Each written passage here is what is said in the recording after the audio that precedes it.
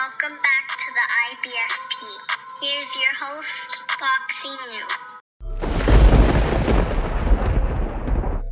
Welcome back to another edition of Boxing for Dummies, where we educate the dumbest fanboys. And the first question comes from Christopher Hall, where he states Canelo Alvarez said he wanted to become the first undisputed Mexican champion, but he had to beat Demetrius Andrade. He gave away the WBC to Jamal Charlo, and he got stripped of the IBF for ducking Sergey Derevyanchenko. He was clout chasing, talking about something he never had intentions of doing. So look, let's expose this guy and break this down. First of all, when Canelo Alvarez entered negotiations with Sergey Derevyanchenko, you and everyone else called it a cherry pick. But yet this is the same guy who's the best name on Jamal Charlo's resume. That lets you know there's levels to this game with Canelo and Jamal Charlo. The second thing about all this is Canelo never ducked Sergey Derevyanchenko. Sergey Derevyanchenko flat out ducked Canelo Alvarez and is afraid of the smoke. Do you see the only reason why Canelo Alvarez versus Sergey Derevyanchenko fight never actually happened was because Sergey Derevyanchenko rejected the offers that were made to him. He refused to come to an agreement.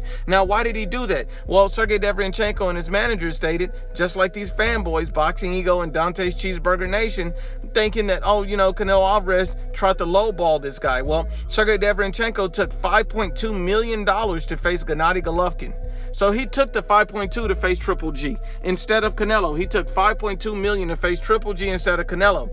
But then Dan Rafael reported that Canelo Alvarez offered Sergey Derevyanchenko 5.5 million. So he took less money to face Triple G than he would have took to face Canelo Alvarez. About $300,000 less.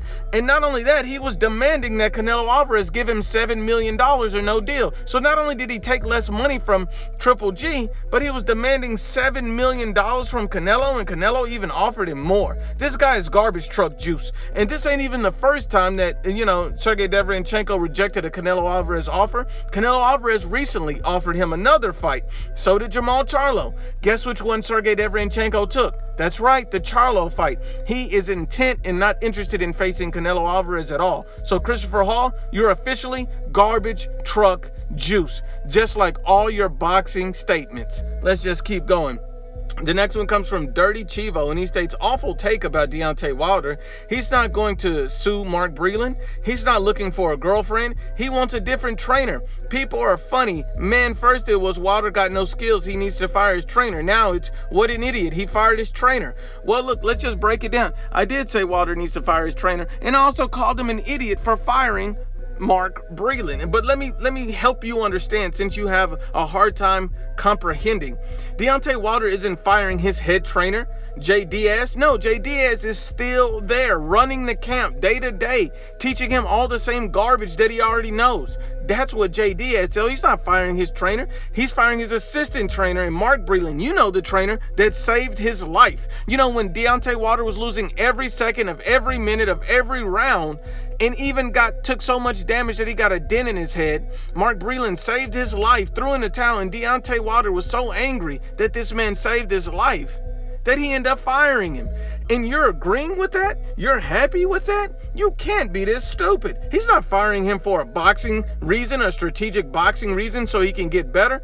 You remind me of a squirrel because you always like to hold them nuts. Let's just keep going. The next one is Wake Up Mr. Fresh Goggles, and he states, I think the experience part is debatable. Teofimo has the Comey fight and the Loma fight, but Haney has more pro fights. Now, this is when I stated that, it's not debatable that Teofimo has more experience than Devin Haney. So I don't think you understand, Wake Up Mr. Fresh Goggles, is that we're talking about quality over quantity. It's not about how many fights you have. It's about the quality versus the quantity. Devin Haney does have more fights than Teofimo Lopez. He has 24. Teofimo has 16. But the difference here is that, Teofimo Lopez has fought an elite fighter in Vasily Lomachenko.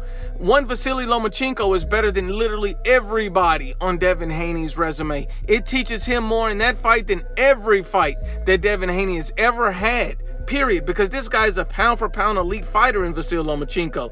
It's quality over quantity. You have to understand. While Devin Haney is out here looking to face every single Uber driver he can find, you're comparing that to an elite level Vasil Lomachenko and to a guy like Richard Comey, who's a top level fighter. Neither one of these guys has ever been a guy that Devin Haney has fought at that level, period. He's only fought Uber drivers. Let's just be honest and unbiased about this. Once again, this is another edition of Boxing for Dummies.